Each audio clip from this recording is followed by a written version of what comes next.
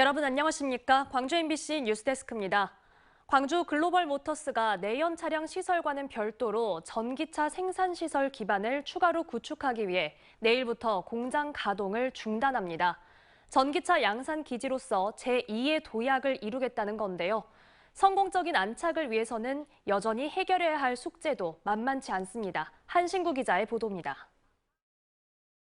지난 2021년 9월 첫 생산이 시작된 광주 글로벌 모터스.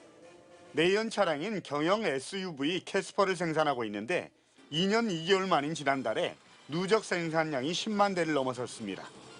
그런데 내일부터 다음 달 10일까지 한 달 동안 공장 가동을 일시 중단하고 전기차 생산 라인 추가 설치에 들어갑니다. 시설물 설치와 내년 상반기 시험 가동을 거쳐서 하반기에 본격적인 양산 체제에 들어가면 내연차와 전기차의 병행 생산으로 생산 물량 확대와 함께 신규 일자리 창출 등 기대하는 효과도 큽니다. 네, 내년부터는 전기차까지 병행해서 홀류 생산을 이렇게 하게 됩니다. 그렇게 됐을 때는 우선 생산 물량이 많이 증가가 되고 300여 명을 단계별로 추가 채용을 할 계획으로 있습니다. 전기차 시대로의 빠른 전환 추세에 맞춰서 전기차 양산기지로 제2의 도약의 발판을 놓겠다는 것인데 이를 위해선 풀어야 할 과제도 만만치 않습니다. 우선 생산 원가와 품질 등 경쟁력 확보와 함께 지속 가능한 공장으로 위상을 확고히 하기 위해서 내수 시장 의존에서 벗어나서 수출 등 해외 시장으로 판로를 확대해야 합니다. 특히 경차인 캐스퍼만으로는 한계가 있는 만큼 수익성과 경쟁력을 갖춘 다른 차종으로 일감을 확대해야 하는 숙제도 있습니다. 현대차 공장 간에도 신규 차종 등 물량 확보를 둘러싼 경쟁이 치열해지고 있어서 1대 주주 광주시뿐만 아니라 2대 주주인 현대차의 의지와 역할이 중요하다는 얘기입니다. 전기차로의 빠른 전환이라든가 해외 수출 그리고 자체적인 경쟁력 확보를 위해서는 현대자동차가 적극적으로 나서서 광주 시민들에게 미래에 대한 청사진을 제시할 필요가 있다. 직원들이 동종업계에서 상대적으로 낮은 임금을 받고 있는 만큼 주거 지원과 복지 등 사회적 임금으로 채워주기란 약속에 조속한 이행도 안정적 정착을 위한 선결 요건으로 꼽힙니다. 대한민국 최초의 노사 상생형 일자리인 광주 글로벌 모터스가 제2의 도약을 위한 또 한 번의 시동을 걸었지만 가야 할 길은 아직도 여전히 멀어 보입니다. MBC 뉴스 한신구입니다. 정률성 사업과 관련해 연일 반대 발언을 이어온 박민식 국가보훈부 장관이 광주를 찾았습니다. 제94주년 학생 독립운동 기념식에 참석하기 위해서였는데요. 기념식에 참석한 이후 보훈단체 회원과 함께 정률성 흉상과 생가도 방문했습니다. 천홍희 기자입니다. 제49주년 학생 독립운동 기념식이 광주에서 열렸습니다. 타오르는 그날의 불꽃으로라는 주제로 열린 기념식에선 식민지 조선을 살아가는 학생들이 걸기를 다짐하고 두려움 없이 전진했던 그날의 역사를 배우들이 표현했고 현재를 살고 있는 후배 학생들이 당시 학생 시위에 쓰인 각종 경문들을 낭독하고 그날의 결의를 되새기기도 했습니다.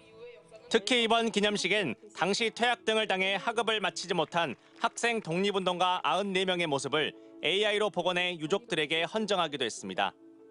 보훈으로 국민의 마음을 하나로 모으고 대한민국의 새로운 도약을 견인하겠습니다. 그런데 오늘 기념식은 박민식 국가보훈부 장관이 참석해 어떤 말을 할지 주목하는 사람들이 많았습니다. 그동안 정율성 사업과 관련해 박 장관이 장관직을 걸고서라도 맡겠다는 등의 강경한 발언을 이어왔기 때문입니다. 광주시가 추진 중인 정율성 사업을 그만하라고 권고한 박민식 국가보훈부 장관은 정율성 논란에 대해선 평소와 달리 말을 아꼈습니다. 정율성 사업 백지화대행자한테 입장은 변함없이 준비되었습니다. 장관님 한 번 더 권고하실 생각 있으십니까? 하지만 기념식이 끝난 후 보훈단체 회원과 함께 정율성 생가와 흉상이 있었던 장소를 방문했습니다. 정율성 생가가 진짜인지 가짜인지를 확인해달라는 보훈단체 회원의 요청이 있었고 이를 판단해보기 위해 해당 장소를 찾았다며 방문 이유를 설명했습니다. 그러면서 계획된 일정은 맞지만 언론에 공개하지 않은 이유에 대해선 뚜렷한 답변을 내놓지 않았습니다. 한편 박민식 장관과 정율성 논쟁을 벌인 강기정 광주시장은 비슷한 시각 다른 행사에 참석해 두 기관장의 만남은 불발됐습니다. MBC 뉴스 천홍입니다. K K푸드 열풍 속에 김치 역시 사랑을 받으면서 김치 산업 육성과 함께 남도 김치 세계화에 대한 관심이 높아지고 있습니다. 광주 MBC가 김치와 관련된 기관들을 초청해 김치 산업이 순항하고 있는지, 또 목표와 비전을 위해 보완해야 할 점은 무엇인지를 들어봤습니다. 정용욱 기자입니다. 광주 MBC 창사 59주년 특집 토론에 참여한 패널들은 김치의 세계화를 위해 우선 맛의 표준화를 강조했습니다. 기준을 제시할 김치가 있어야 글로벌 시장에 도전하기 쉽다는 겁니다. 스마트 공장하고 연결해서 이분들의 손맛이 표준화가 되고 그분들이 김치의 장인이 되는 그런 과정을 통해서 사람을 키우는, 발굴하는. 좋은 김치를 만들어서 광주의 대표 브랜드로 육성하기 위해선 생산의 규모화, 자동화가 중요하다고 강조합니다. 우리의 김치를 조금 더 알릴 것인가 하면은 이 기술 개발이라든가 이런 게 많이 투자를 해서 자동화를 좀 많이 시켜야 되겠죠. 그래서 현재 자동화율이 35.5%에 불과하거든요. 김치연구소나 김치협회 등 김치 유관기관들이 별도로 움직이다 보니 효율성이 떨어진다며 중앙정부가 나서 중추적인 역할을 해줄 것을 요구했습니다. 컨트롤 타워가 있었다면은 좀 지금보다도 훨씬 규모 있게 또 많은 예산을 좀 이렇게 투여할 수 있는 그런 여지가 있었는데도 불구하고 좀 늦었다 싶습니다만 앞으로 예산이 많이 좀 투입될 수 있도록 노력하겠다 이런 말. 30회를 맞은 광주 김치축제에 대해서도 단순한 행사로 끝날 뿐 김치 산업화로 축적되지 않고 있다며 전남과 협력해 호남을 대표하는 김치축제로 위상을 높여주길 주문했습니다. 무안의 거기 양파, 그다음에 무, 진도의 대파, 전라남도가 없으면 김치를 담글 수가 없어요. 그러니까 그 전라남도하고 광주하고 콜라보를 해서 더 큰 축제로 발전했으면 좋겠어요. 세계 시장을 두드리고 있는 남도 김치의 목표와 비전을 진단한 특집 토론 2부는 오는 5일 일요일 오전 7시 40분부터 70분 동안 광주 MBC TV를 통해 방송됩니다. MBC 뉴스 정용욱입니다. 제30회 광주 김치축제가 오늘부터 나흘간의 일정으로 개막했습니다.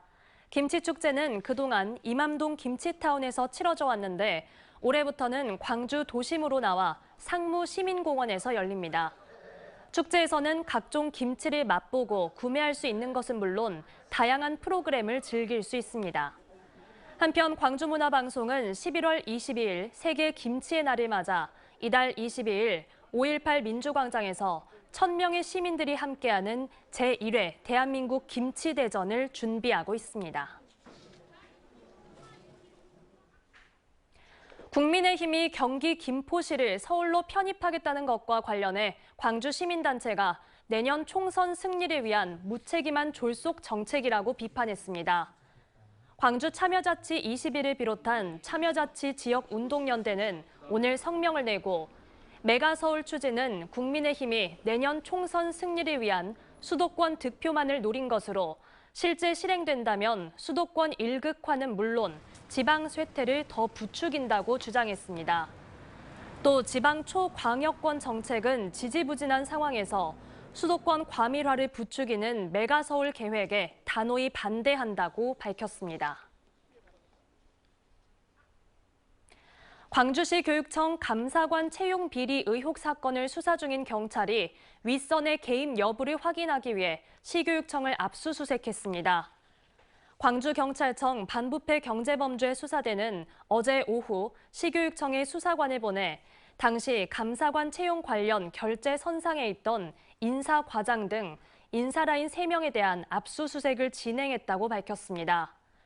추가 증거를 확보하기 위해 휴대전화와 개인 컴퓨터 등을 압수한 경찰은 인사 담당자 이외에 그 윗선이 채용 과정에 관여했는지 확인할 방침입니다. 시교육청은 지난해 9월 면접평가 2순위였던 이정선 교육감의 고교 동창을 감사관으로 임용해 부적절 논란이 일었습니다. 순천만 국가정원이 오는 6일부터 휴장에 들어갑니다. 순천시는 순천만 국가정원에 대해 각종 시설물 철거 재정비와 내년 화려한 봄꽃 연출 등을 위해 오는 6일부터 휴장에 들어간다고 밝혔습니다. 또한 순천시는 내년 봄 다시 개장하는 시점까지 국가정원을 거점으로 하는 생태, 문화 도시로의 도약을 위해 준비하고 있는 연관 사업들이 추진될 수 있도록 정원 내 공간 개편 방안도 마련할 계획입니다. 만 8세 이하의 자녀가 있는 전남의 남성 공무원 가운데 지난해 육아휴직을 사용한 경우는 14.1%에 그친 것으로 조사됐습니다. 이 기간 전남의 여성 공무원의 육아휴직 사용 비율은 40.3%로 비교적 높았는데 기본소득당 용해인 의원은 지자체에서도 남성 육아휴직 사용을 높일 수 있는 유인책을 마련해야 한다고 말했습니다. 국민의힘 광주시당은 내년도 광주시 국비 예산 확보를 위해 정부에 적극적으로 나선다는 방침입니다.